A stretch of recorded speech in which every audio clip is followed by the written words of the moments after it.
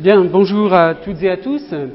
Je reprends là où je me suis arrêté la dernière fois. Donc, nous avions vu que, en guise de présentation, disons, du plan général du cours de ce semestre, nous allions travailler sur la question de la compréhension des mots lexicaux, des mots grammaticaux, etc. Bon, c'est ce que nous allons commencer par faire aujourd'hui, d'une manière concrète, en utilisant toutes sortes d'exemples précis pour examiner donc les différents modes de compréhension dans différentes situations pour toutes ces catégories, mots lexicaux, mots grammaticaux, phrases et textes. Alors, je commence donc par la question des mots lexicaux, avec ce premier exemple, agrammatisme. Alors, est-ce que parmi vous, certains, certaines,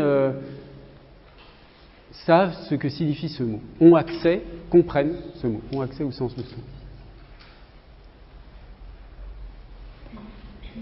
Personne. Est-ce que, avec la forme du mot, vous pouvez deviner quelque chose? Oui?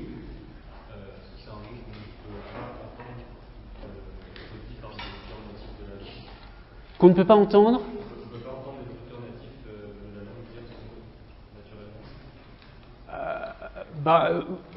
Si ce mot est utilisé, si c'est ce que vous voulez dire, il le sera en effet dans des conditions très particulières. C'est sûr que ça n'est pas un mot qui fait partie du vocabulaire usuel. Oui?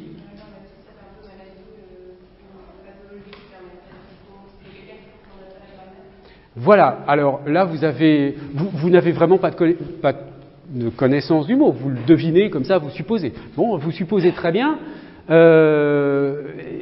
Dans agrammatisme, on a une sorte de radical gramme qui évoque la grammaire, on a un préfixe privatif a, et puis on a ce isme qui pourrait évoquer en effet une maladie. Alors, c'est le cas, je vous donne ici la définition extraite du dictionnaire des sciences du langage de Franck Neveu, qui est donc un de mes collègues ici à la Sorbonne, donc un très bon ouvrage que je vous conseille vivement. Donc, agrammatisme, c'est une pathologie du langage. C'est un trouble du langage qui se manifeste chez des sujets aphasiques. Donc, ça suppose quand même de savoir, pour comprendre la définition, de revenir.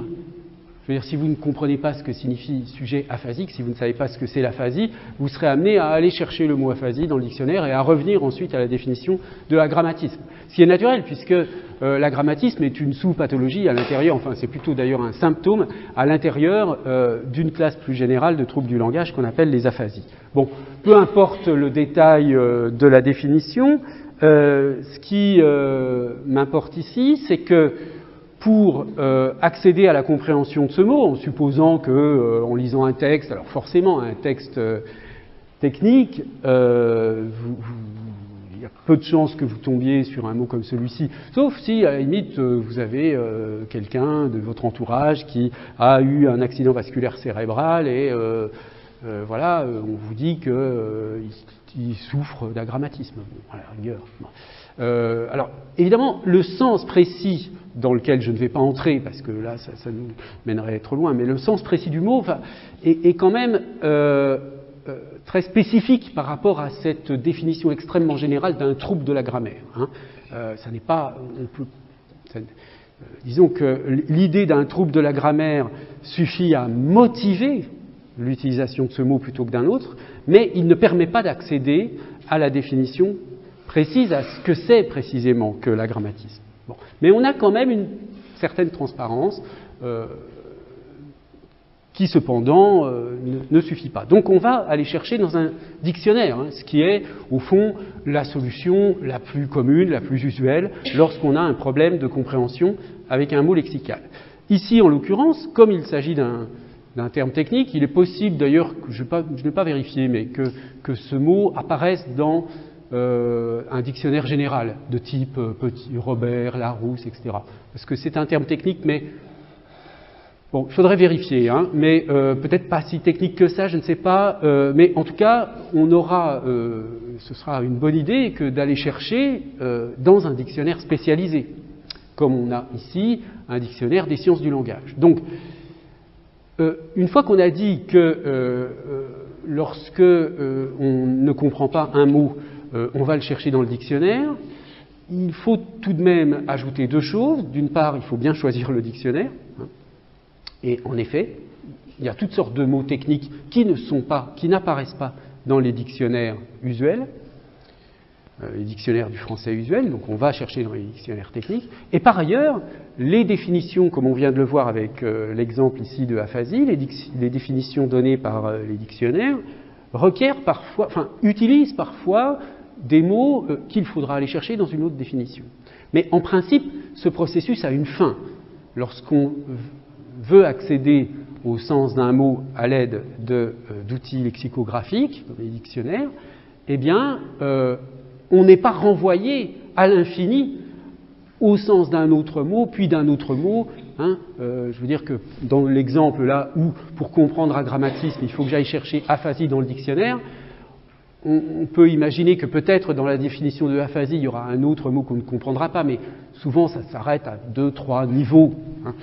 Et on finit par accéder tout de même au sens du mot, tout au moins à sa définition générique, sans avoir forcément une idée, encore une fois, extrêmement précise de ce que ça implique exactement par rapport à d'autres types de pathologies. Bon. Deuxième exemple. Eotontimoroumenos. Alors là, peut-être que, si vous avez fait des études littéraires en particulier, cela vous dit quelque chose. Alors, évidemment, à la différence de l'exemple précédent, là, à moins que vous ayez des connaissances du grec, la connaissance du français ne permet pas du tout d'accéder au sens du mot. Est-ce que parmi vous, certaines... Oui, vous connaissez ?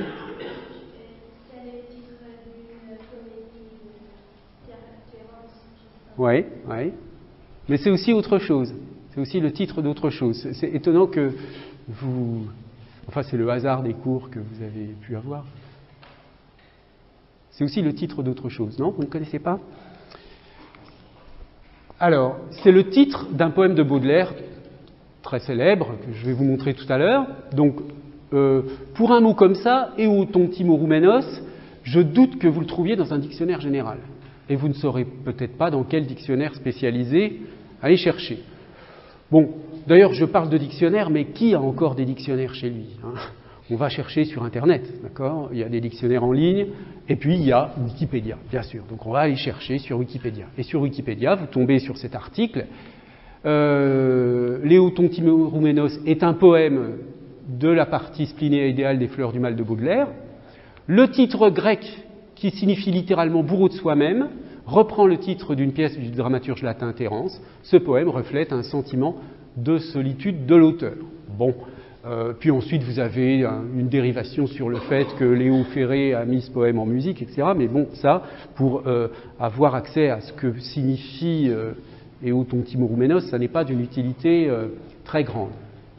Alors, bourreau de soi-même, c'est la lecture littérale, si vous voulez, du titre de la pièce de Terence.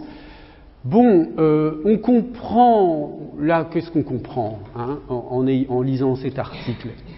On n'a pas, vous serez d'accord que bon, la caractérisation du poème, ce poème reflète un sentiment de solitude de l'auteur, c'est quand même extrêmement pauvre. Je veux dire que ça ne nous donne rien comme information intéressante sur le sens du poème, parce que ce qu'il faudra comprendre à ce moment-là, c'est pas seulement, bon d'accord, on peut comprendre Eotontimoroumenos, ça signifie être le bourreau de soi-même, d'accord.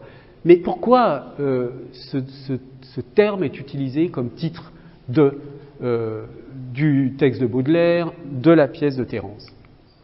Alors, je vous donne ici le texte de Baudelaire, on ne va pas le commenter pour l'instant, on y reviendra peut-être, mais vous conviendrez que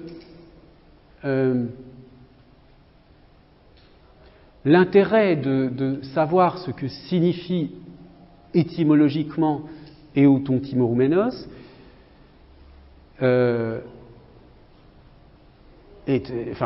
a un intérêt pour comprendre le poème, mais ça ne donne pas toutes les clés de compréhension du texte.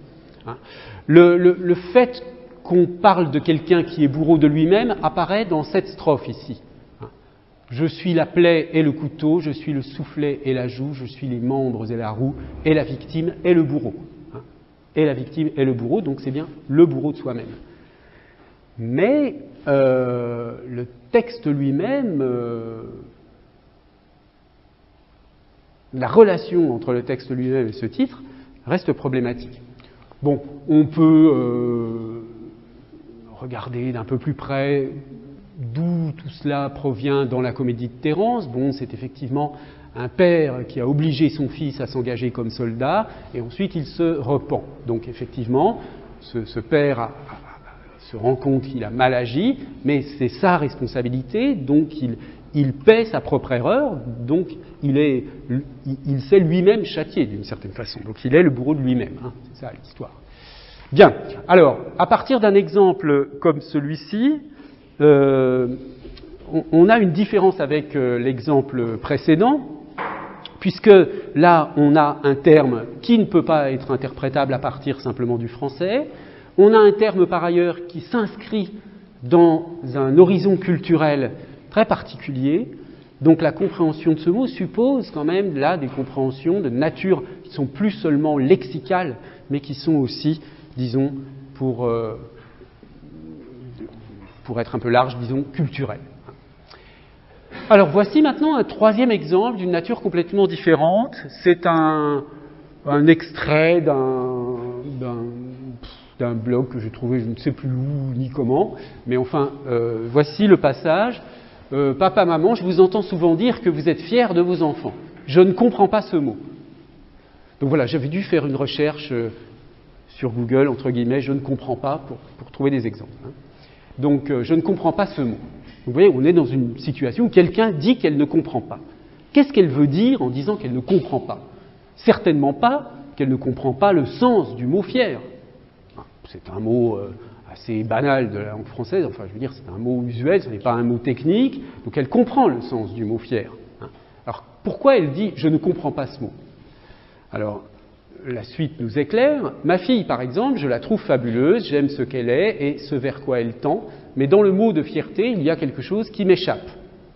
J'aime le Nutella, la mer, la lune et ma fille, mais je ne suis pas fier du Nutella, pas fier de la mer, pas fier de la lune, pas fier de ma fille, parce que je ne suis pour rien dans le miracle de la mer, ni dans celui de ma fille. Admiratif, subjugué, bouleversé, oui, mais pas fier. Alors, on voit bien qu'ici, le problème qui est en jeu, enfin la question qui est en jeu dans ce problème de non-compréhension, ne tient pas tant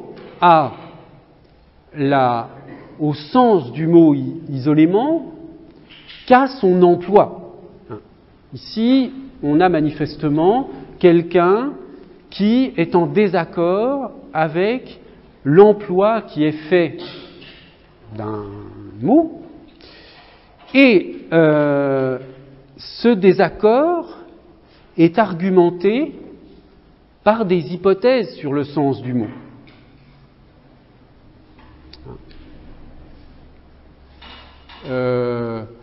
Dans le mot de fierté, il y a quelque chose qui m'échappe. Ça signifie, si vous utilisez le mot de fierté de cette façon-là, il y a quelque chose que je ne comprends pas. Bon, donc, en gros, ici, l'idée, c'est que un problème de compréhension peut être suscité non pas par un mot dont on ignore le sens, mais par l'utilisation inattendue, disons, ou problématique d'un mot dont on connaît par ailleurs en principe le sens. Donc c'est une situation encore différente. Quatrième exemple, alors ça c'est un exemple un peu humoristique, disons. Donc c'est un échange entre une mère et son fils par SMS. Et la mère écrit au fils « Je n'arrive plus à enfoncer la prise du chargeur dans le téléphone ». Alors le fils répond « Tu as essayé de changer de sens ». Et c'est bon. Elle répond « C'est bon, tu avais raison, il suffisait de tourner la prise, c'était tout bête ». Et là le fils répond « MDR ». Et la mère interprète « maison de retraite ». Bon, MDR, effectivement. Et lui rectifie en disant « non, mort de rire ». Bon. Alors là, on a affaire à un cas particulier qui est le cas des acronymes. Hein. Ce sont des mots, alors c'est très utilisé dans le langage numérique, enfin en particulier dans les SMS, mais aussi sur les forums, etc. Il y a toutes sortes d'abréviations de ce genre ou d'acronymes qui sont utilisés. Et ici, évidemment, le mort de rire, on comprend, enfin, je veux dire, même la mère comprend parfaitement de quoi il s'agit. Simplement, elle est incapable d'interpréter l'acronyme MDR, enfin, tout au moins dans sa bonne destination, et elle l'interprète de son point de vue, ce qui est d'ailleurs assez judicieux, hein, puisque elle se rend compte, au fond, dans la situation, qu'elle est un peu à côté de la plaque, hein, puisque bon, elle n'arrive pas à enfoncer son câble de téléphone et il suffisait de le retourner. Bon, bah, c'est un peu, disons, quand on se retrouve dans une situation de blocage pour une raison aussi bête, je veux dire, on se sent, à juste titre, un peu bête. Donc, elle interprète MDR, maison de retraite, au sens où, bon, bah voilà, je ne suis plus bonne que pour la maison de retraite. Alors, ici, donc, il ne s'agit pas du tout... Bon, alors évidemment, MDR, si vous ne comprenez pas un acronyme de ce genre-là, oui, il y en a plein d'autres, hein, OMG, enfin bref, tout ce que vous voulez, comment vous faites pour comprendre? Vous n'allez pas chercher dans le dictionnaire. Hein. Comment vous faites pour comprendre des acronymes de ce type-là que vous n'avez jamais utilisés? Ça vous est jamais arrivé de tomber sur un message que quelqu'un vous envoie, qui vous met quelque chose de ce genre-là? Oui. Ah oui, sur Internet, on peut peut-être trouver, oui. Alors, en même temps, faire une recherche Google MDR sur... Ah, il y a des sites qui répertorient ces acronymes. Bon, mais en règle générale, c'est une sorte d'échange communautaire. En règle générale, la signification de ce type de mots, hein, puisque ce sont quand même des mots, formés par acronymie, on verra que ça fait partie des modes de formation usuels, ordinaires dans les langues, la connaissance du sens de ces acronymes se fait dans l'espace d'une communauté en général. Hein. C'est-à-dire que voilà, on a l'habitude d'échanger avec un certain type de personnes qui donc vous donnent la signification des acronymes qu'on a l'habitude d'utiliser dans ce milieu. Donc en fait, c'est une connaissance qui est liée, si vous voulez, à une structure, enfin à des structures un peu grégaires dans les sociétés, c'est-à-dire au fait qu'il y a des groupes. Et une partie des signaux d'appartenance au groupe repose sur la maîtrise d'un certain nombre de mots communs qui ne sont pas forcément connus quand on est hors de ce groupe. C'est un peu, si vous voulez, le même fonctionnement que dans le cas des argots. Bien. Alors, passons encore à un exemple d'un type encore un peu différent. Alors, c'est sur un forum. Et ici, on a deux personnages, donc l'un qui s'appelle Apathy, l'autre qui s'appelle Muriel. Et Apathy donc pose une question, donc ce doit être des lycéens qui ont une dissertation ou un commentaire, oui, une dissertation à faire. Et donc Apathy pose le sujet: pensez-vous comme Du Bellay que la poésie consiste à chanter son mal pour l'enchanter? Et puis donc l'auteur dans ce forum dit: bonjour à tous, je dois faire une dissertation sur la question suivante. Pensez-vous comme Du Bellay que le poète qui chante son mal l'enchante? Mais je ne comprends pas ce que veut dire chanter son mal.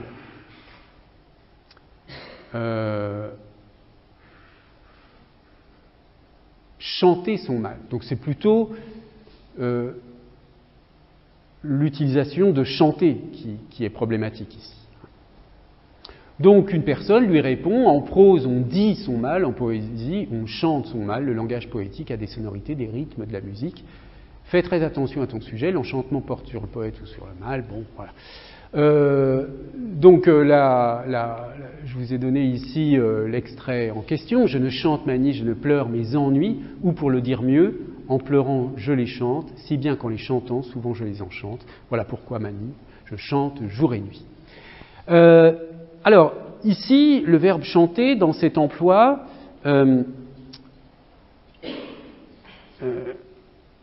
bon, pour le dire très simplement et d'une manière qui vous est familière, on est dans un emploi métaphorique, disons, du verbe chanter. Donc, il est certain que cet emploi, on est dans une situation de difficulté qui vient du contexte d'emploi d'un mot qui est connu. Donc, au fond, ça ressemble un peu sous cet angle à l'exemple tout à l'heure de la fierté, de fier, de l'adjectif fier, sauf que ici, l'emploi du mot ne relève pas disons, d'avis personnel, enfin, disons, la difficulté ou la difficulté d'emploi du mot, la difficulté de la compréhension ne relève pas d'une sorte d'appréciation personnelle sur le lexique, mais relève plutôt d'une procédure régulière dans les langues, qui est donc la métaphore. La métaphorisation, le fait d'utiliser un mot d'une manière métaphorique.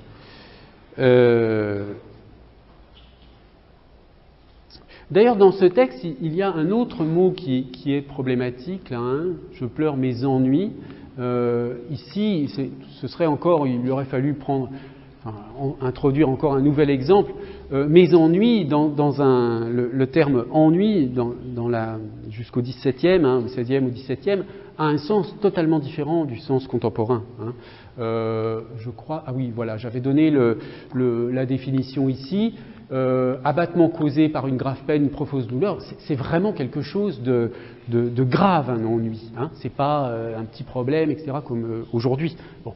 Donc, cette idée de sentiment de lassitude, de désagrément, etc., qu'on a aujourd'hui dans le sens du mot ennui, c'est un sens qui ne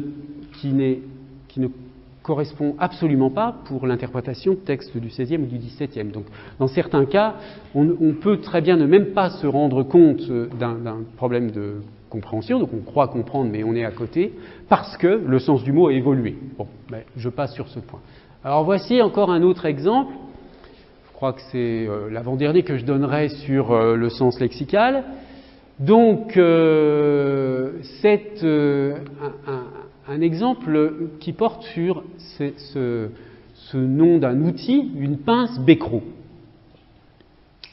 Une pince Becquerot. Alors, si on vous demande de passe-moi la pince Becquerot, est-ce que vous savez ce que vous allez passer? Est-ce que quelqu'un sait ce que c'est précisément une pince Becquerot? Bon, alors on va voir ça. Qu'est-ce que c'est comme genre de pince, la pince Becquerot, Vous n'avez absolument aucune idée? Bon, alors on va regarder une définition. La pince Becquerot est un outil à main. Alors, je n'ai pas donné la référence de la définition, mais bon, dommage, j'ai oublié. C'est une pince qui permet de saisir ou de maintenir des objets de tailles différentes. Elle est munie d'une articulation réglable qui permet d'agrandir l'écartement des mâchoires. En Bretagne, parfois dénommée sauterelle, probablement en raison de sa forme. Là, vous avez la définition, d'accord? Maintenant, est-ce qu'avec cette définition, vous êtes capable de me montrer où est la pince Becquerot? Ce serait laquelle, oui? Alors, à côté de... alors, oui, ça marche plus mon truc là. Celle-là? Non. En bas? La verte, celle-là. Oui. en fait, la définition qui est donnée ici, c'est en quoi vous n'aviez pas tort. La définition qui est donnée ici, elle vaut pour au moins 3 exemplaires de ces pinces-là qui sont montrées. Ah oui, ça venait de... Ah oui, non, voilà une autre définition qui vient de Wikipédia. La pince multiprise ou pince multiple est également appelée pince Becquerot. C'est un outil à main. Et donc, ce qui la caractérise, c'est une articulation réglable, etc. Bon. Mais là où je veux en venir avec cet exemple, c'est que pour comprendre vous voyez qu'une définition, même celle-ci qui est peut-être un petit peu meilleure, elle sera, dans un cas comme celui-ci, beaucoup moins efficace qu'une image pour savoir à quoi réfère le nom.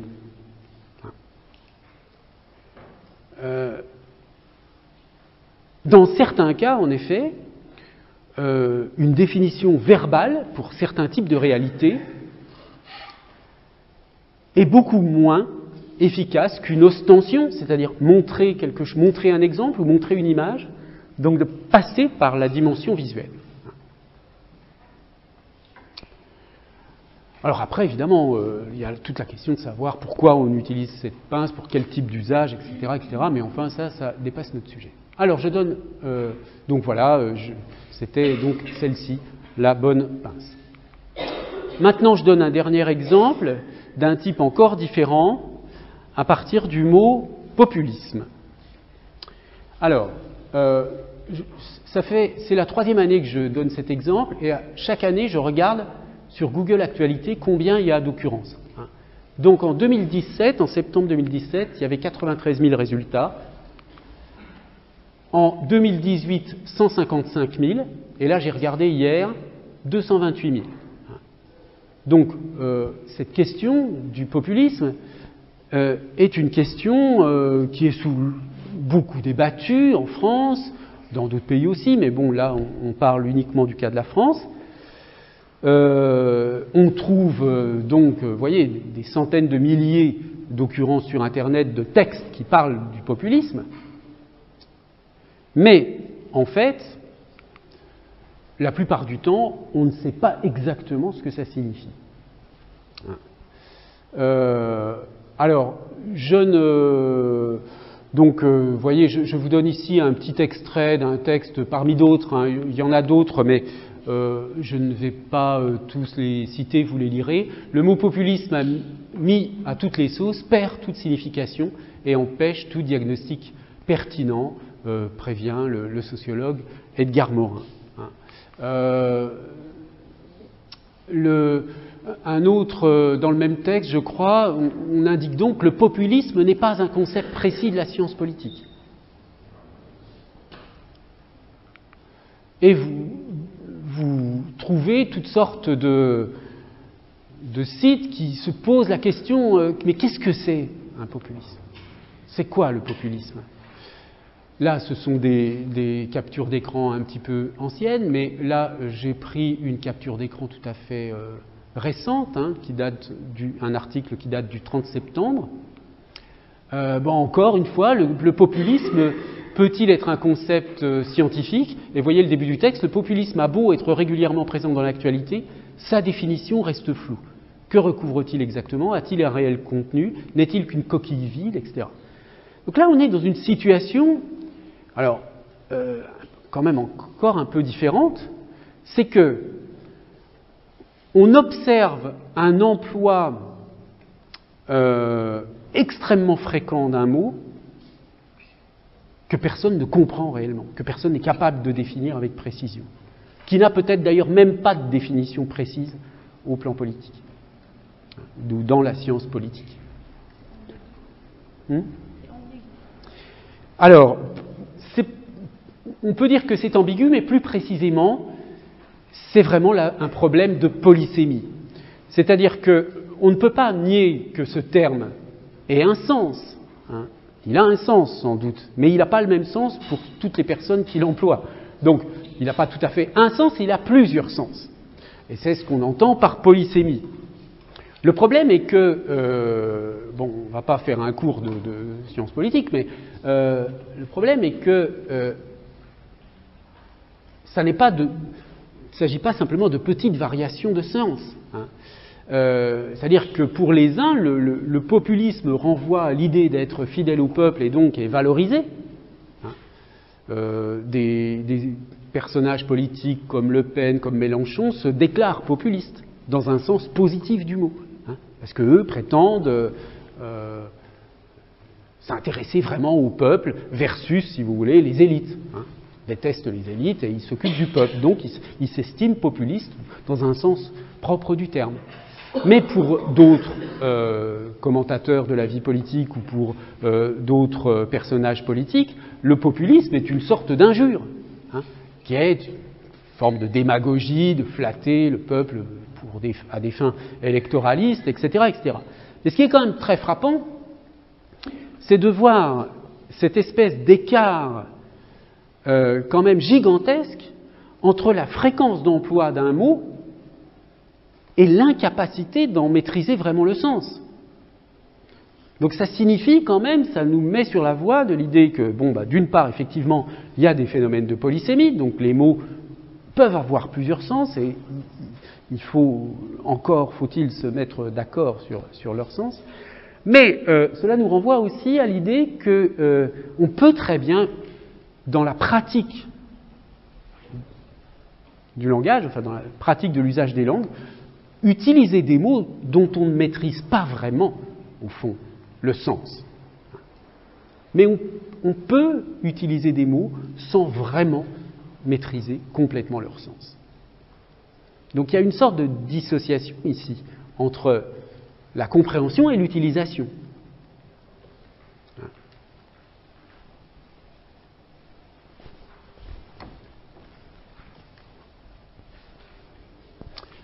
Alors, qu'est-ce qu'on peut tirer de cet ensemble d'observations ? On a vu que la non-compréhension peut être surmontée dans les cas les plus ordinaires, les plus classiques, les plus simples, par le recours à un dictionnaire. Bon, alors, je l'ai dit, hein, il faut bien choisir le dictionnaire, on est parfois amené à consulter plusieurs définitions, mais on finit toujours par s'en sortir. Dans certains cas, le dictionnaire ne suffit pas toujours à surmonter l'incompréhension, qui repose sur des facteurs contextuels qui peuvent être liés, comme je vous l'ai dit, à des phénomènes culturels, comme dans le cas des Otonti Morouménos. Dans d'autres cas, la non-compréhension porte non pas sur le sens d'un mot, mais sur l'usage du mot en discours. Comment telle personne va utiliser le mot. C'est ce qu'on a vu avec Fier de ma fille. La non-compréhension peut aussi, comme on l'a vu avec l'acronyme MDR, reposer sur une mauvaise analyse de la motivation d'une expression. L'expression MDR est motivée, donc vous la lisez, vous l'interprétez, vous pensez que vous serez peut-être capable de l'interpréter, mais vous faites fausse route. Donc là, il y a une tentative de compréhension. La compréhension, elle n'est pas bloquée. Hein, on propose une hypothèse, mais on ne la surmonte pas toujours avec succès. On a vu également que dans certains cas, le recours à l'image est plus efficace pour accéder au sens du mot, mais alors là, plus au sens envisagé sous l'angle de la référence, hein, de la dénotation. Rappelez-vous ce qu'on a vu sur la différence entre Sinn et Bedeutung chez Frege, entre sens et dénotation, entre sens et référence. Donc pour accéder, ce qui m'intéresse dans certains cas, pour certains mots, c'est pas tellement le sens, c'est vraiment la référence. Et c'est dans ces cas-là qu'une image est plus utile. Et enfin, dans certains cas, les difficultés de compréhension d'un mot proviennent de sa polysémie, du fait qu'il a une grande polysémie, et comme on l'a vu, dans ces cas-là, eh bien, on peut avoir un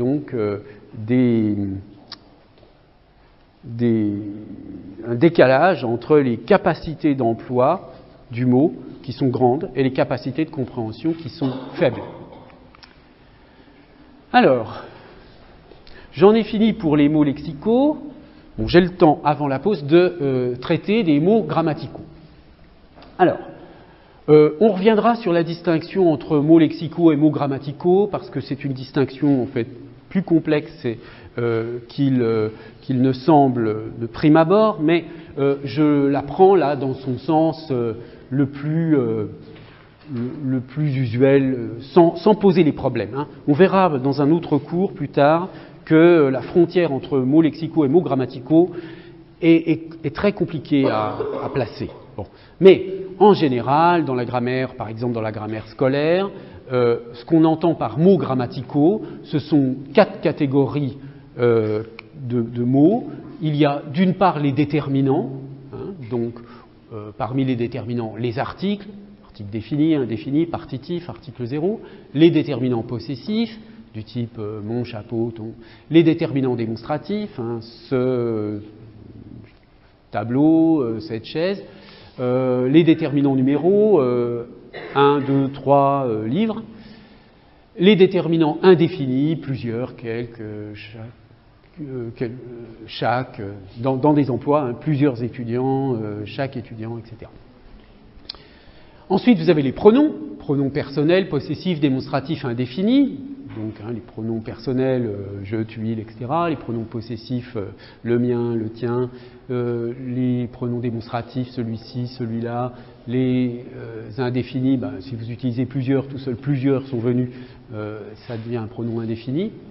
Et les pronoms relatifs. Qui, que, quoi, lequel, laquelle, etc.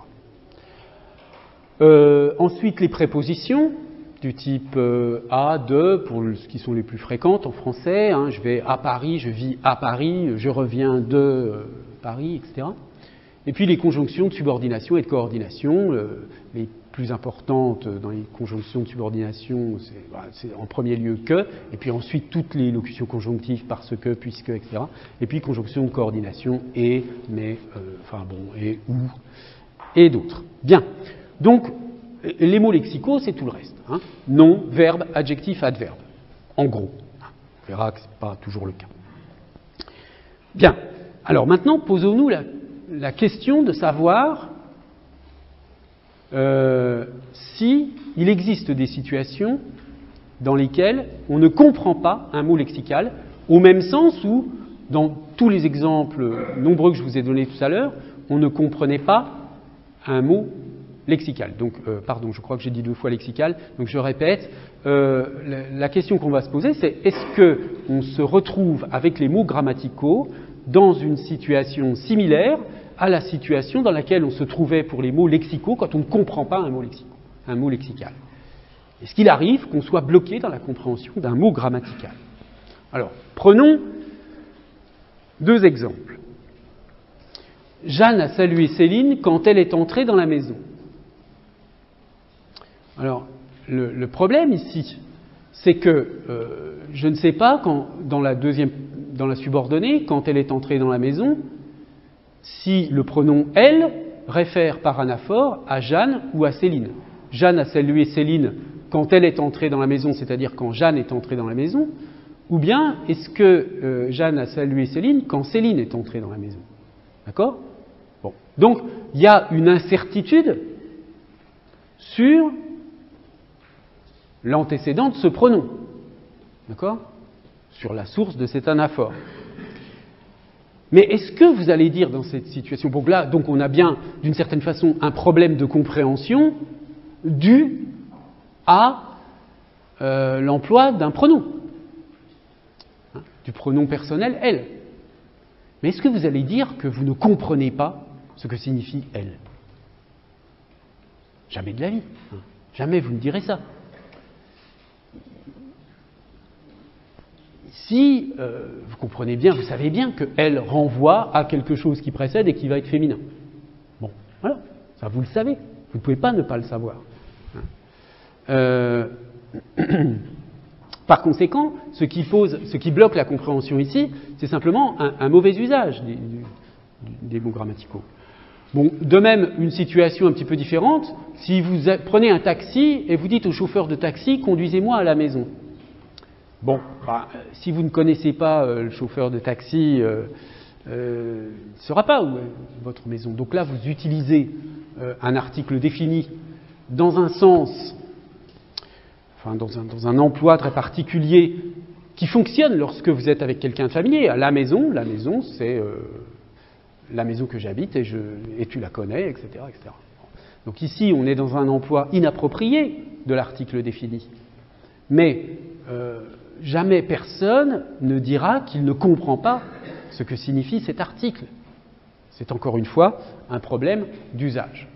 Donc, dans ces situations, on voit bien que l'instruction véhiculée par le mot grammatical est bien comprise. C'est-à-dire, quand j'ai la phrase avec elle, le pronom elle, qui réfère soit à Jeanne, soit à Céline, bien sûr que je comprends l'instruction de ce mot grammatical. Je sais que c'est un pronom qui renvoie, comme je le disais il y a un instant, à un nom féminin qui précède.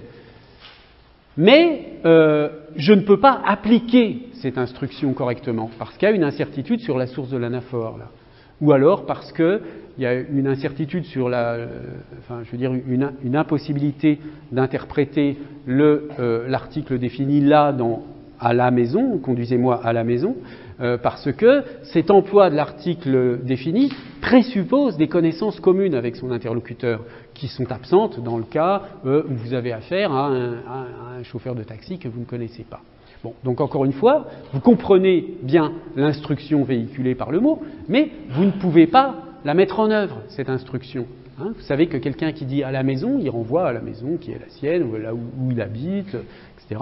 Mais si vous ne la connaissez pas, eh bien vous ne pouvez pas interpréter. Mais ça ne vous empêche pas de comprendre l'instruction. Par conséquent, il n'y a pas de situation analogue à la... Enfin, je prends juste ces deux exemples, mais c'est très facile de se rendre compte que jamais que ce soit pour... Est-ce que on peut imaginer que quelqu'un dise « mon chapeau, je ne comprends pas mon ». Il va à Paris, je ne comprends pas « à ». Non, jamais.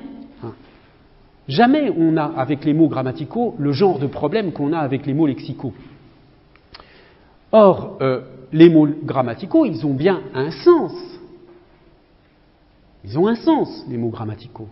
Un sens grammatical, c'est pour ça qu'on les appelle les sens grammaticaux, les mots grammaticaux. Ce sens, comme je l'ai suggéré ici, mais on y reviendra, c'est une instruction.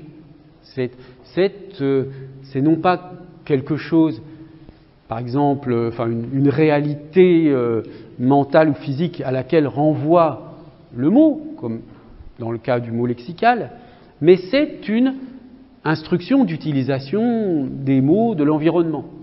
D'accord ? Donc le sens d'un mot grammatical, compte tenu du fait que ces problèmes de compréhension sont d'une nature totalement différente des problèmes de compréhension que génèrent les mots lexicaux, le sens grammatical, il est d'une nature totalement différente du sens lexical. Alors, ce qu'on peut dire donc pour conclure sur ce point, c'est donc que la question du sens lexical n'est pas du tout du même ordre que celle du sens grammatical. Il n'y a pas de problème de compréhension. Alors, évidemment, je ne l'ai pas dit, mais on peut avoir un problème de compréhension d'un mot grammatical dans la situation très particulière de l'apprentissage d'une langue étrangère, bien entendu. Mais la question, finalement, de l'analyse du sens des mots grammaticaux, c'est une question purement métalinguistique. C'est-à-dire, quand on fait de la linguistique ou quand on fait de la grammaire, quand on développe un discours métalinguistique, c'est-à-dire un discours sur le langage, oui, on va pouvoir parler du sens des mots grammaticaux, mais ça n'est pas du tout une attitude épilinguistique, c'est-à-dire naturelle, une attitude réflexive sur l'usage du langage qui se fait d'une manière naturelle. Bon. Alors là, j'ai parlé des mots grammaticaux, mais il y a aussi la compréhension des structures. Les structures, par exemple, des groupes verbaux qui peuvent être à un objet, à deux objets, etc., etc., mais je passe sur ce point. Bon, on a une autre façon de synthétiser les problèmes liés au sens lexical, c'est qu'on a, en gros, soit on a les trois situations suivantes. Donc, soit on ne comprend pas le mot lui-même, donc ça va être dans le cas d'une langue étrangère, d'un langage technique, d'un jargon social, hein, c'est-à-dire le MDR, là, c'est un genre de jargon social. Et puis là, il y a deux situations, soit c'est un problème de communication, soit la maîtrise du mot permet d'élargir ses connaissances. Hein. Donc, par exemple, la grammatisme, si vous apprenez le sens d'agrammatisme, vous augmentez votre stock de connaissances. Puis, au fond, dans beaucoup de cas, les cours que vous suivez sont des cours qui visent à enrichir vos connaissances via la maîtrise de nouveaux mots lexicaux. Bon. Soit, deuxième situation, on ne comprend pas pourquoi le mot est utilisé dans un contexte donné, c'est ce qu'on a vu tout à l'heure avec l'adjectif fier. Soit l'emploi du mot est problématique en raison de sa polysémie. Donc, l'exemple que j'ai donné avec populisme marche aussi avec totalitarisme, fascisme, etc. Donc, cette différence, tout ce que j'ai décrit là au sujet du sens lexical ne pourrait absolument pas s'appliquer au sujet du sens grammatical. Et donc, cela justifie bien la distinction entre d'un côté une sémantique lexicale et de l'autre côté une sémantique grammaticale. Donc, il est certain qu'il y a bien du sens dans les deux cas, donc on est fondé à parler de sémantique. Mais vous voyez bien que ce dont on parle, quand on parle de sens grammatical ou de sens lexical, ce sont des choses totalement différentes. Donc on peut se poser la question de savoir si l'usage du mot sémantique, l'étude du sens, est-ce que c'est pas purement une fiction, hein, puisqu'on regroupe des natures de phénomènes, des types de phénomènes complètement différents, sous un même terme en fait. Bien, alors nous allons faire une petite pause et puis continuer ensuite le raisonnement avec les phrases et les textes.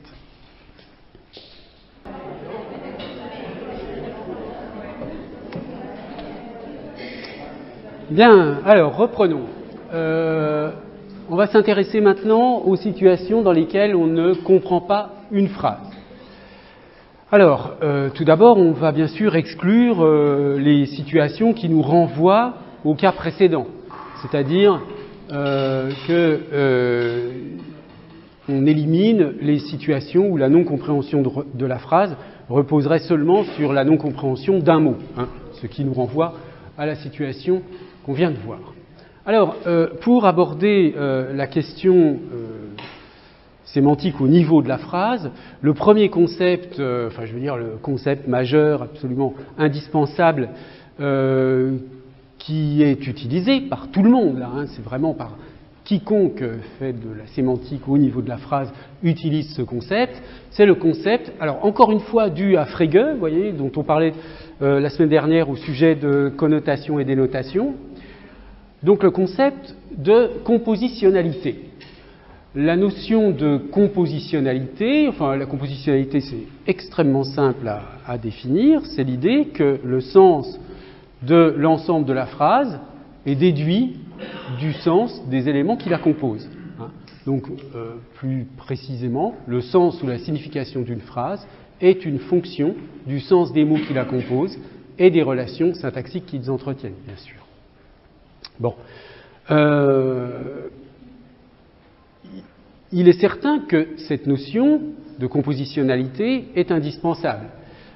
Pour comprendre la phrase « Frege est un grand logicien », vous avez besoin de connaître le sens de logicien, de grand. Encore là, il faut comprendre que grande ne signifie pas grande taille, mais enfin bon, peu importe. Admettons que la chose soit facilement comprise. Vous avez besoin donc de comprendre le sens de chacun des mots, de comprendre le sens de la relation attributive, et là, si vous comprenez le sens des unités composantes et que vous maîtrisez la syntaxe de la langue, en principe, il n'y a aucun problème pour comprendre la combinatoire de différentes unités qui sont par ailleurs elles-mêmes déjà comprises. Hein. Donc, ce que nous dit au fond, par rapport à la question de la compréhension, le concept de compositionnalité, c'est qu'il ne devrait pas y avoir de problème de compréhension au niveau de la phrase. mais seulement au niveau des mots. Hein. Puisque, encore une fois, si je connais le sens des mots et que, par ailleurs, bien sûr, mais je passe sur ce point, mais je connais la grammaire de la langue considérée, donc je maîtrise les relations syntaxiques, eh bien, je comprends immédiatement, par compositionnalité, le sens de l'ensemble de la phrase. C'est ce qui arrive le plus souvent. Hein. Et c'est d'ailleurs pour cette raison que très souvent on présente ce que c'est que la maîtrise d'une langue comme la maîtrise d'un lexique d'un côté, la maîtrise de la grammaire de l'autre. Hein. Je connais des mots, je sais comment les agencer, donc je sais parler une langue.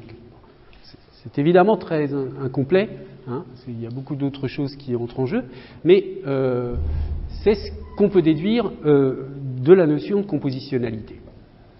Seulement, si vous avez une phrase du type « Frege se retournerait dans sa tombe s'il entendait cela ». Se retourner dans sa tombe, c'est une expression figée. Ça signifie non pas que littéralement le cadavre se retourne à l'intérieur de la tombe, mais, hein, vous voyez la définition que donne le TLFI, le Trésor de la langue française informatisée. Je précise pour celles ou ceux d'entre vous qui ne connaissaient pas cette ressource, Trésor de la langue française informatisée, vous cherchez TLFI sur Google et ça vous donne accès à un dictionnaire extrêmement complet du français, avec également des informations historiques et surtout avec une polysémie extrêmement vaste. C'est un dictionnaire qui a été fait à partir d'une grande base de données qui s'appelle Frontext. Enfin bon, donc je le signale, c'est un outil très important hein, quand on fait de la linguistique française. Bon, donc la définition que donne le TLFI pour se retourner dans sa tombe, c'est « se dit d'un défunt qu'on imagine profondément indigné, bouleversé ».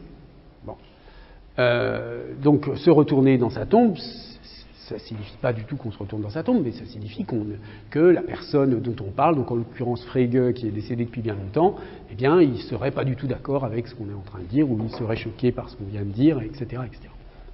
Alors, force est de reconnaître que dans un cas comme celui-ci, la compositionnalité ne fonctionne pas.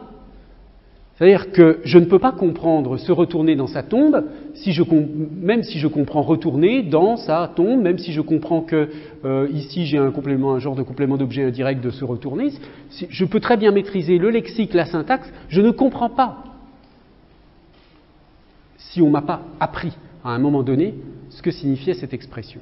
Bon. Ce que je dis là à partir de cet exemple vaut pour tout ce qu'on appelle les expressions figées, la phraséologie, etc. Hein. Je crois que la semaine dernière, je vous parlais de cordon bleu, par exemple. Hein. C'est le même genre de situation. Cordon bleu, je ne peux pas l'interpréter par compositionnalité. D'accord ? Bon, alors, en revanche, Frege se retournerait dans sa tombe s'il entendait cela. Il y a de la compositionnalité malgré tout ici. C'est simplement le groupe verbal, se retourner dans sa tombe, qui échappe à la compositionnalité. Mais Frege plus le groupe verbal plus l'hypothétique s'il entendait cela, ça relève de la compositionnalité. Bon, mais ce que pose comme problème le concept de compositionnalité, c'est que bien qu'il soit absolument indispensable, il ne couvre pas tous les cas de figure. Hein. Il y a des cas qui ne relèvent pas de la compositionnalité. On y reviendra plus tard.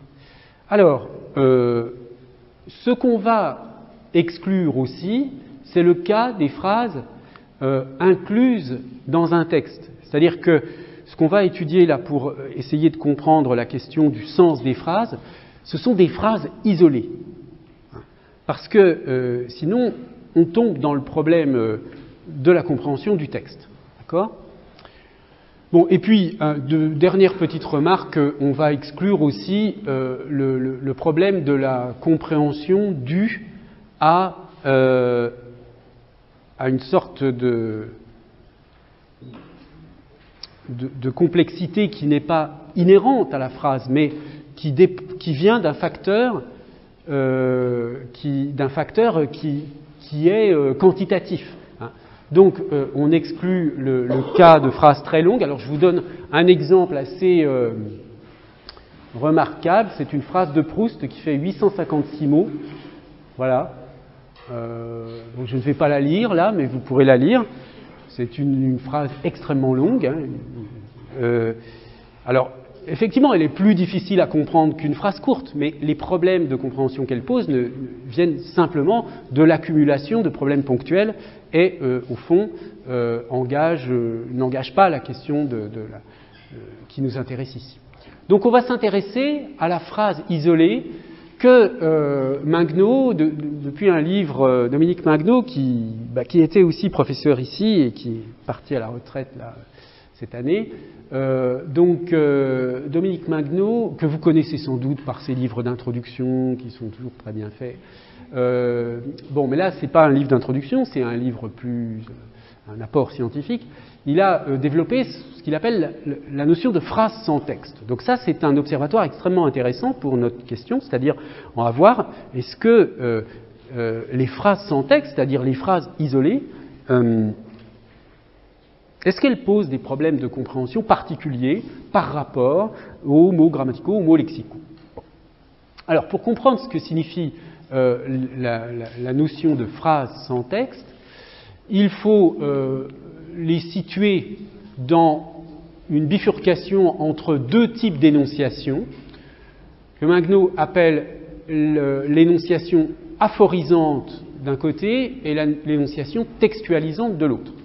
Donc l'énonciation textualisante, c'est tout simplement l'énonciation qui produit un texte, et l'énonciation aphorisante, elle produit des phrases sans texte. Et puis, il y a deux sortes de phrases sans texte, donc deux sortes d'énonciations aphorisantes, des phrases qui sont sans texte par nature, qui sont faites comme ça, et puis d'autres qui sont détachées d'un texte.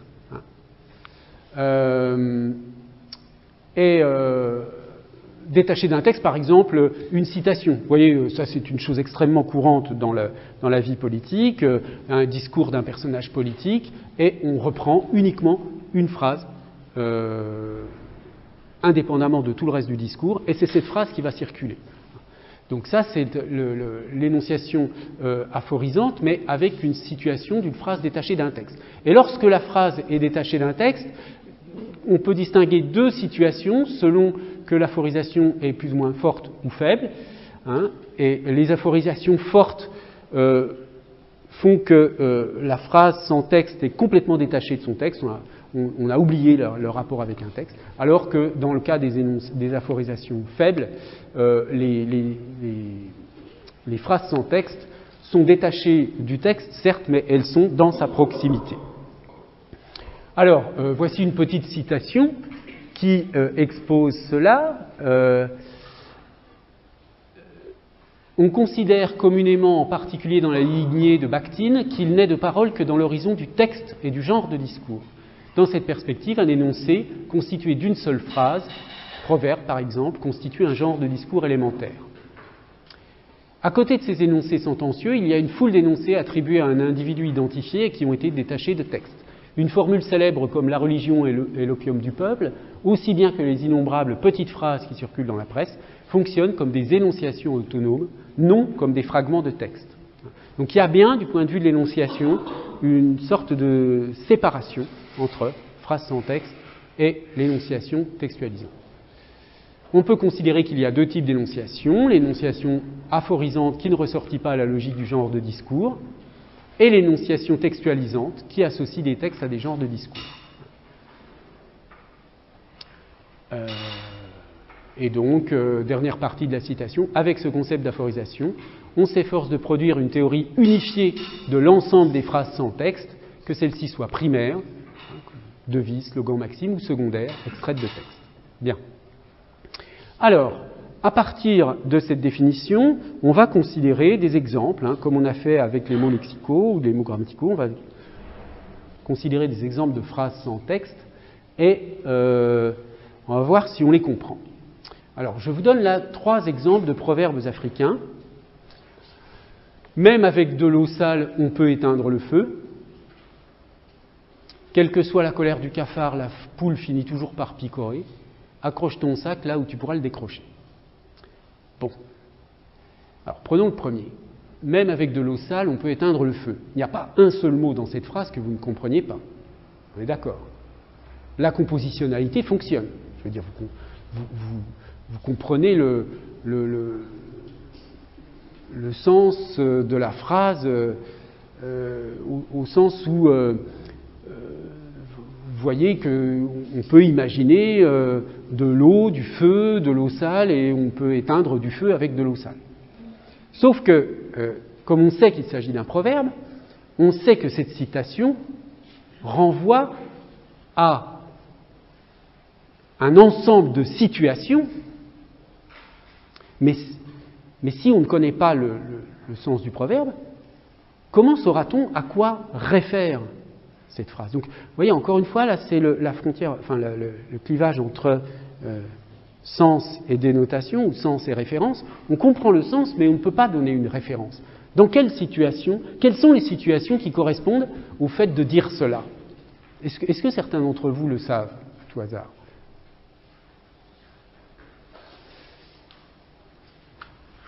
Est-ce que vous pouvez deviner, à votre avis, dans quelles circonstances on sera amené à dire ce proverbe? Vous voyez, les proverbes, on les dit toujours dans certaines circonstances.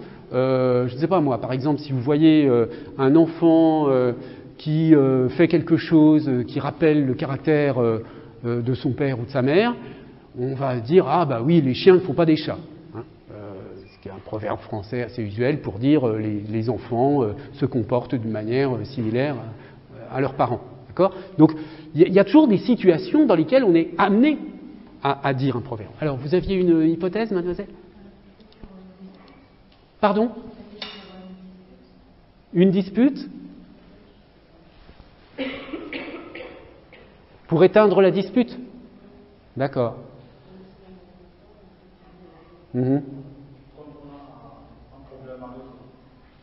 Oui. Oui, mais alors pourquoi l'eau sale ? En fait, il y a des personnes, peut-être une personne qui n'est pas apte à résoudre, en fait, qu'on juge qu'elle n'est pas à la bonne place pour résoudre le problème, toujours. Le résoudre quand même. Ouais. Ok, c'est pas mal, c'est pas mal. On verra que à un moment donné, ça peut signifier ça. Ou bien le principe de la personne, au début, elle était la cause du problème. D'accord. Non, mais très bien. Oui, monsieur ? Très bien, c'est exactement ça. En fait, le sens, et vous connaissiez ce proverbe. Hein. Donc, je vous donne deux exemples d'emploi. C'est voilà un sportif qui, sur un site, on indique qu'il est sorti avec une étudiante, etc. Et puis on dit, elle est même pas belle, mais bon, même l'eau sale éteint le feu. Autre exemple, ici, c'est un forum qui dit un peu la même idée et qui conclut son propos avec « sache que même l'eau sale éteint le feu », d'où la définition que je reprends ici dans un site qui explicite des proverbes. La laideur féminine n'existe pas en amour. Lorsqu'on éprouve un désir, et évidemment en particulier un désir sexuel, n'importe qui, même s'il ou elle est laide ou laid, est susceptible de le satisfaire. Donc c'est exactement ce que vous avez dit, monsieur. Mais vous conviendrez que, on comprend, une fois qu'on sait à quel genre de situation ce proverbe est censé référer, on comprend le lien avec le sens de la phrase. Éteindre le feu renvoie métaphoriquement à disons, apaiser le désir ou éteindre le désir sexuel. Et puis l'eau sale, c'est l'idée de la laideur. Bon. Alors ce qui est intéressant, à partir de là, c'est que ce proverbe a également des emplois, alors ça se rapproche de ce que vous disiez, vous monsieur, des emplois métaphoriques. À partir du sens, disons, sexuel de l'expression, on a des utilisations plus larges. Donc, à propos d'un footballeur ici, il fait de son mieux, avec de l'eau sale, on peut éteindre le feu. C'est un footballeur dont on a une image assez négative, il n'est pas très fort, mais au fond, il rend quand même service. Bon. Même chose ici pour un exemple politique, avec un homme politique qui est douteux, et on conclut, il est vrai que même avec de l'eau sale, on peut éteindre le feu. Bon. Alors, chose étonnante, quand j'ai préparé ça l'année dernière, je me suis rendu compte que le même genre de proverbe existe dans d'autres cultures et dans d'autres langues. Vous avez des proverbes mongols et mandchous et en Chine. De l'eau sale peut aussi éteindre un incendie. Un proverbe corse, toute eau est bonne à éteindre le feu. Bon, c'est un peu la même idée. Et un proverbe italien, même l'eau sale éteint le feu. Donc c'est pas, je veux dire, c'est une idée qui, alors après il y a peut-être une histoire, ce proverbe il a peut-être circulé. Mais bon, peu importe. On a l'impression que cette formule, donc, elle a une utilité dans certaines situations. Elle permet de catégoriser un ensemble de situations avec cette idée que certaines solutions sont efficaces, même si elles ne sont pas idéales. Vous voyez, ça, ce serait une sorte de définition générale qui s'applique à tous les cas qu'on a vus jusqu'à présent. Alors, la seconde, quelle que soit la colère du cafard, la poule finit toujours par picorer.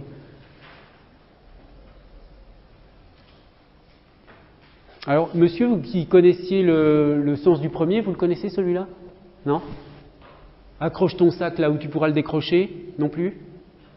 C'est peut-être pas très courant, hein. Moi, j'ai pris ça un petit peu au hasard. Bon, je veux pas. Vous avez compris l'idée. Hein. On peut trouver les réponses. Donc, quelle que soit la colère du cafard, la poule finit toujours par picorer. Ça signifie, quel que soit ce qui peut se passer dans ton environnement, la vie continue. Hein. Quelle que soit la colère du cafard, la poule finit toujours par picorer. C'est-à-dire, bon, quoi qu'il t'arrive, même si c'est embarrassant, même s'il y a des problèmes, etc., la poule finit toujours par picorer, c'est-à-dire, bon, bah, la vie continue. D'accord ?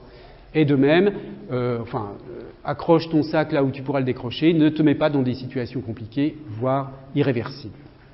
Bien, alors on est bien dans des situations où on ne peut pas accéder aux référents de ces expressions, on ne peut pas, on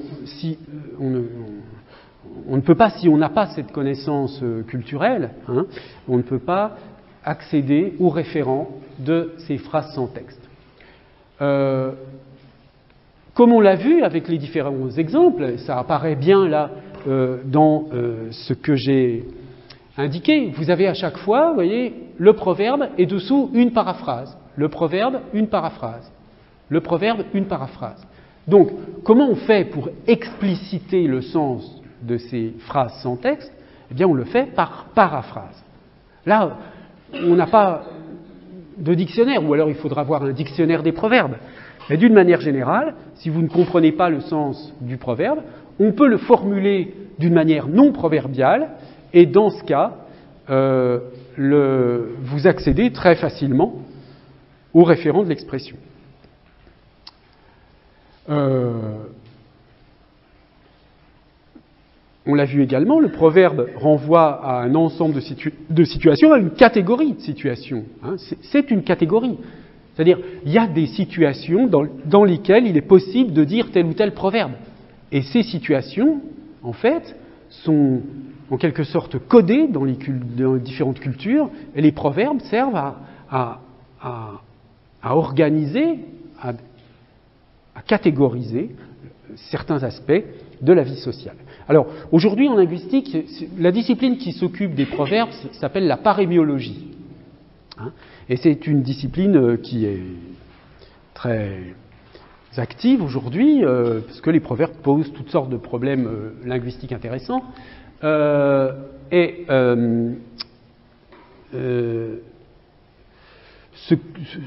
point sur lequel, si vous voulez, on peut conclure à ce sujet, c'est qu'il y a bien des cas où on a des phrases dont on comprend tous les mots. Par compositionnalité, on comprend le sens de la phrase, mais on n'accède pas au référent.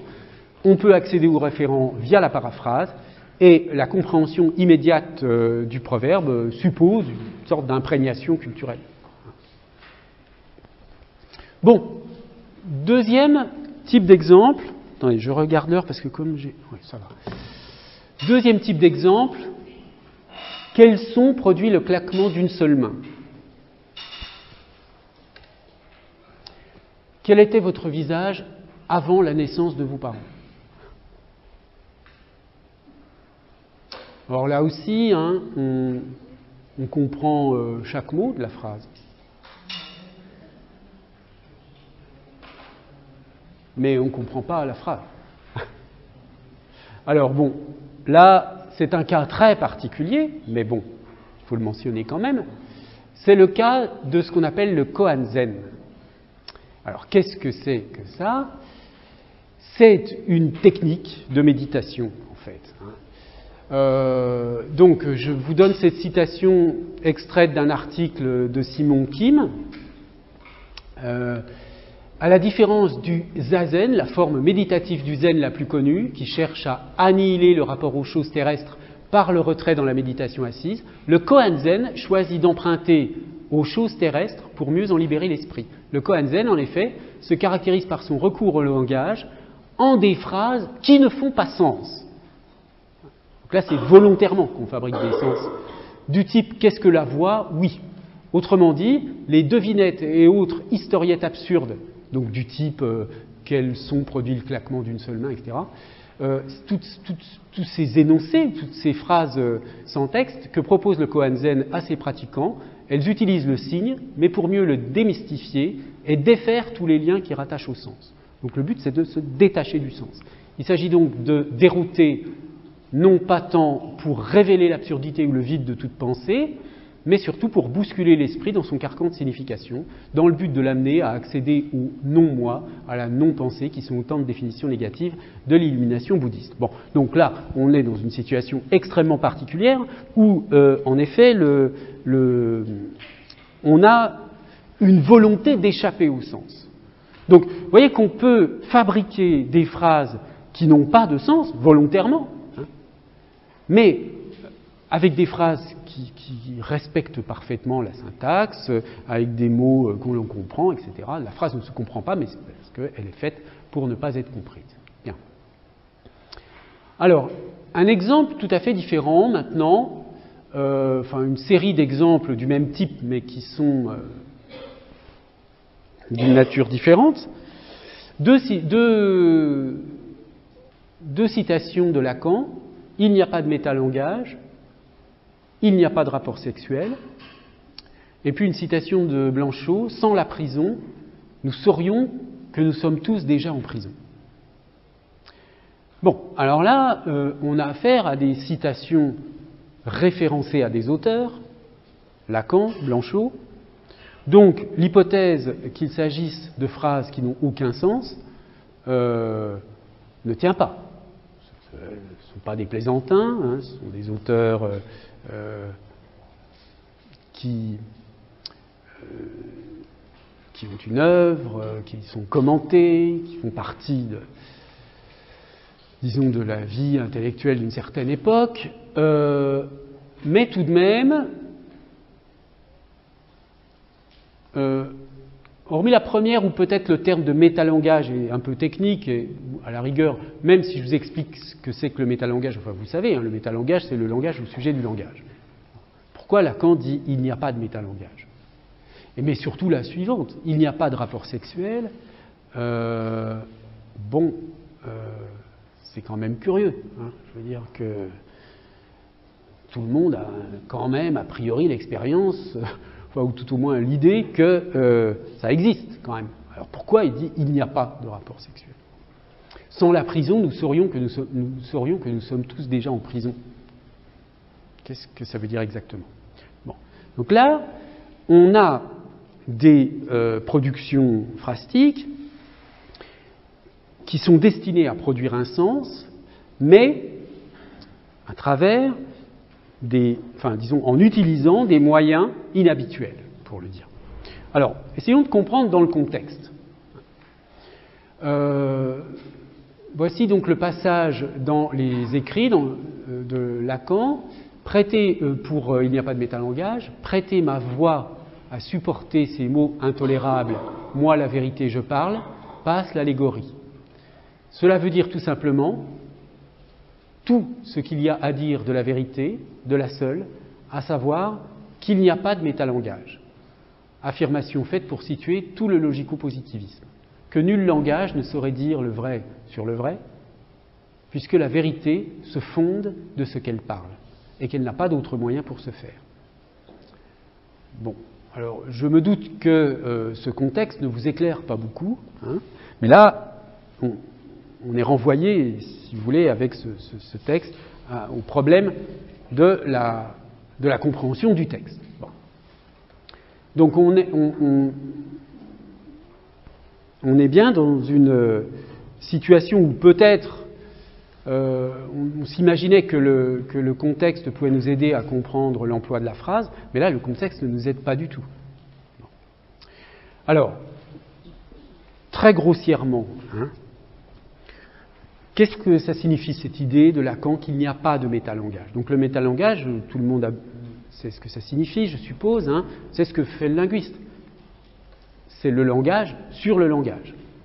D'accord ? C'est parler du langage. Lorsque un grammairien dit voilà, le pronom il est sujet du verbe parle, bon, cet énoncé relève du métalangage. Donc il y a bien du métalangage puisqu'il y a de la grammaire. Mais dans cette formule concise, ce que veut signifier Lacan, c'est que le métalangage est de même nature que le langage qu'il décrit.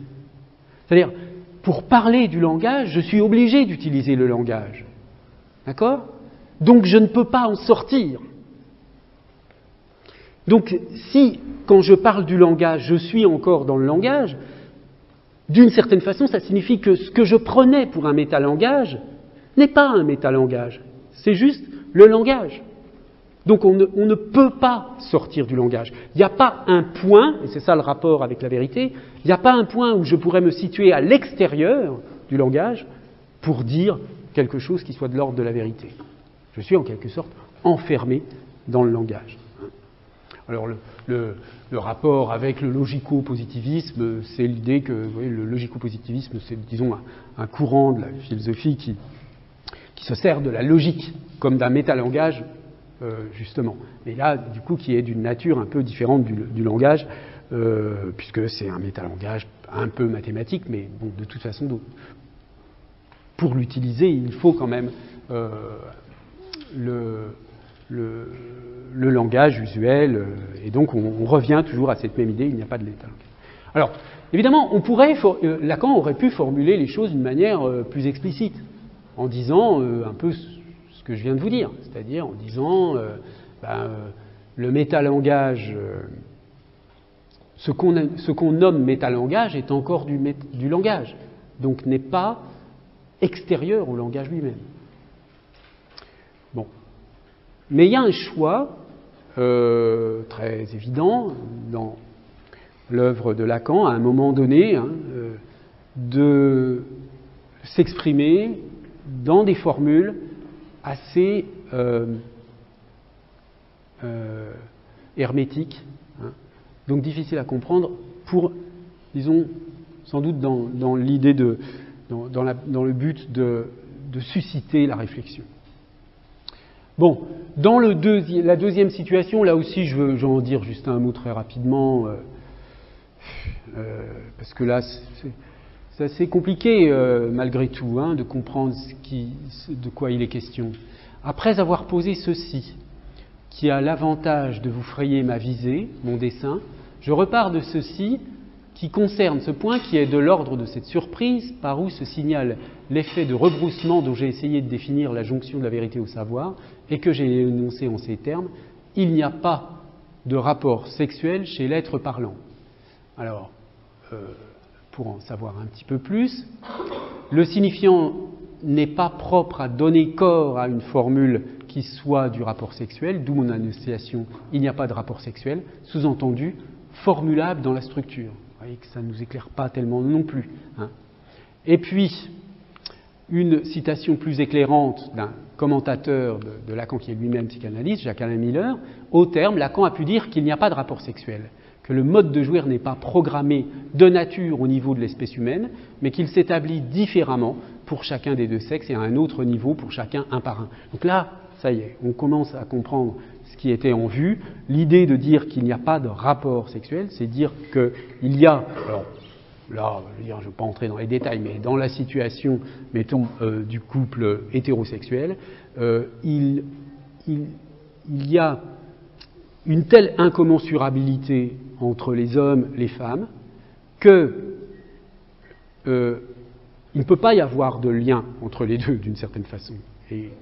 Et que ce qu'on appelle un rapport sexuel n'est pas un véritable rapport, parce que ce sont deux mondes qui, d'une certaine façon, ne peuvent pas vraiment, mettre ce qu'on appellerait rapport sexuel sur des plans différents.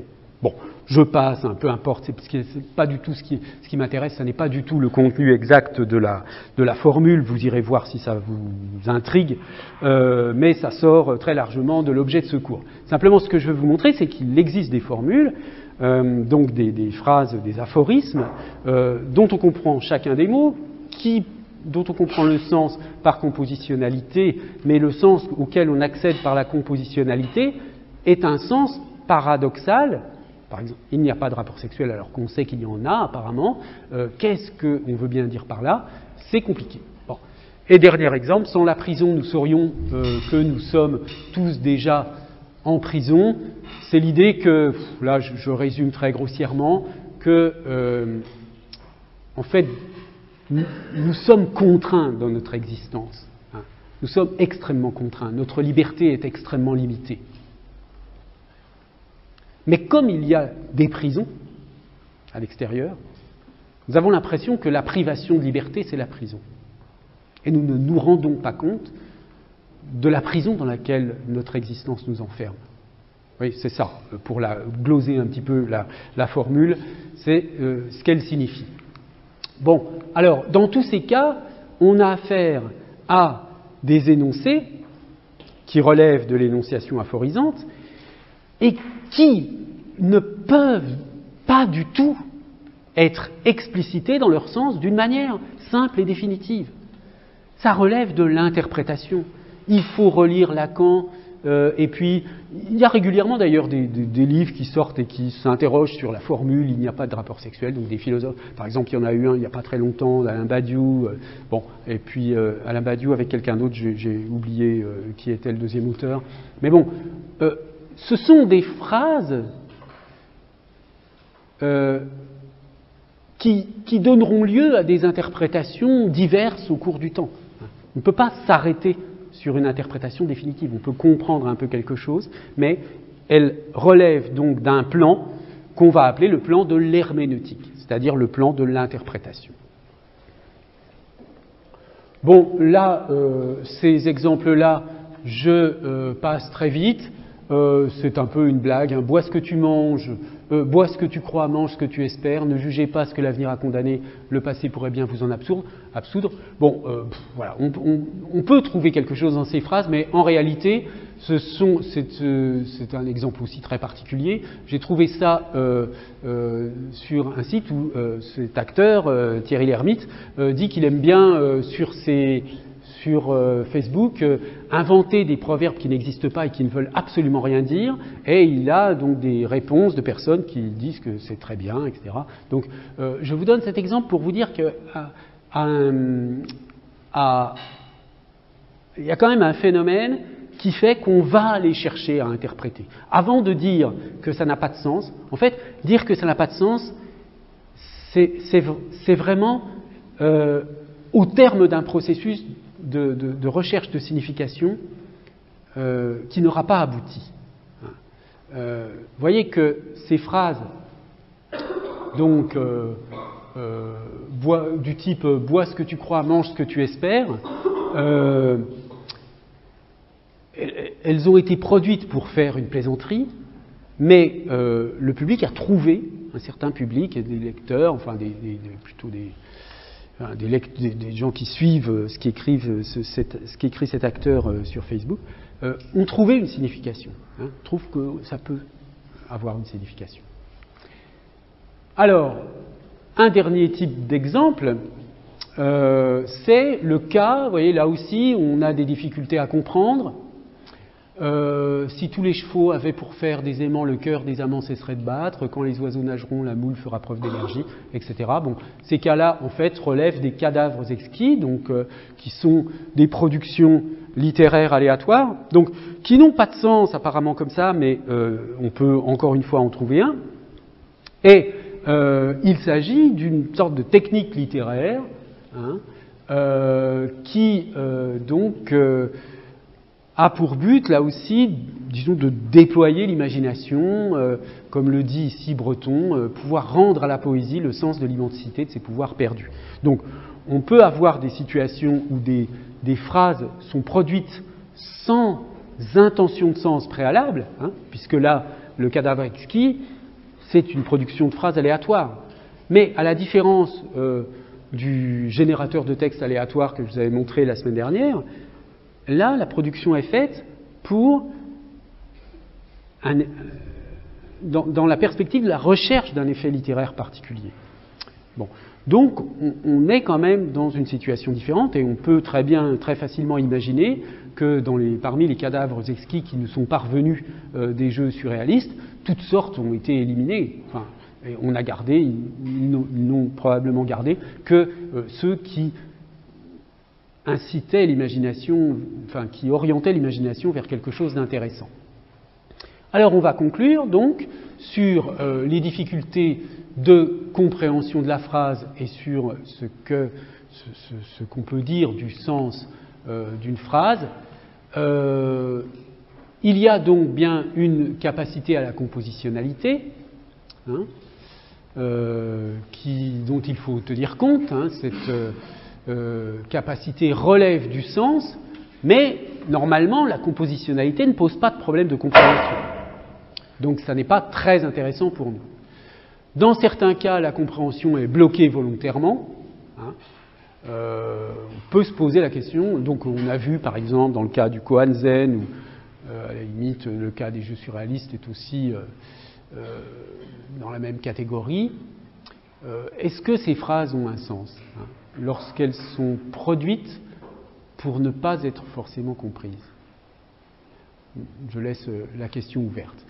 Le sens d'une phrase est souvent lié à celui des phrases qui la précèdent ou qui la suivent. Donc là, il y a des facteurs cause-textuels, mais ça nous renvoie au problème du sens des textes. Et puis, on voit que la plupart des problèmes liés à la compréhension des phrases relèvent de l'implicite. Hein. Quelles sont les intentions du locuteur? Qu'est-ce qu'on doit... qu'est-ce que le locuteur doit... Enfin, qu'est-ce que la personne qui reçoit la phrase doit inférer, déduire, tirer à partir de cette phrase. Donc comprendre une phrase, c'est non seulement comprendre son sens littéral, mais aussi parfois son sens métaphorique, et aussi les intentions de celui qui l'énonce. Bon, on a vu avec les exemples de Lacan, Blanchot, que l'interprétation de certaines phrases est parfois complexe et n'a pas de limite précise. Donc là, on entre dans un problème herméneutique. Bon, et ce que je dirais pour terminer, c'est que vous avez vu un peu le genre de questionnement qu'on a eu pour traiter de ce problème du sens de certaines phrases qui n'est pas évident. Eh bien, il est patent que les problèmes de compréhension que nous avons rencontrés au sujet des phrases sont, encore une fois, d'une nature totalement différente du problème du sens des mots lexicaux ou grammaticaux. Comprendre une phrase, cela implique des processus d'une nature différente de comprendre des mots lexicaux ou grammaticaux. Donc encore une fois, l'analyse sémantique au niveau de la phrase, elle est d'une nature totalement différente de l'analyse sémantique au niveau du mot lexical ou du mot grammatical. Bien sûr, comprendre une phrase, ça suppose d'avoir d'abord accès au sens lexical. Mais ce qui était intéressant dans les exemples qu'on a examinés, c'est que même avec le sens, en disposant du sens lexical, je n'accède pas au sens de la phrase. Donc c'est bien qu'il y a un problème qui dépasse la question de la compositionnalité, qui a à voir avec toutes sortes de connaissances, par exemple culturelles ou de phénomènes contextuels, qui sont nécessaires pour comprendre une phrase et qui n'interviennent pas du tout lorsqu'il s'agit de comprendre des mots isolés. Voilà, alors je m'arrête ici. Si vous avez des questions, vous pourrez les poser au début du cours suivant, parce que là, il faut que j'aille au prochain cours. Voilà, donc je vous remercie de votre attention et à la semaine prochaine.